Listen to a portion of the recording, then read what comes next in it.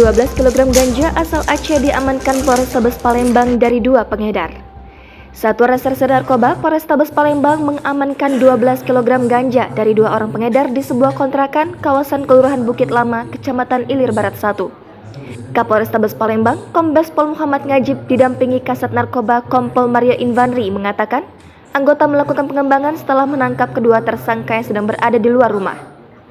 Kedua tersangka inisial N dan R diamankan pada 6 September lalu, ketika Satres Narkoba Polrestabes Palembang melakukan operasi penangkapan terhadap keduanya.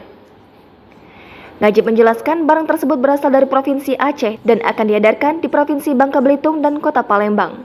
Kasubdit Lapfor, Polda Sumsel AKBP Edi mengatakan, pengemasan ganja yang dilakukan terhadap barang bukti milik kedua tersangka sedikit berbeda dikarenakan berasal dari luar Provinsi Sumsel.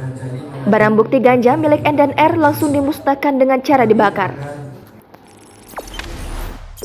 Jangan lupa subscribe, share, komen, dan like ya!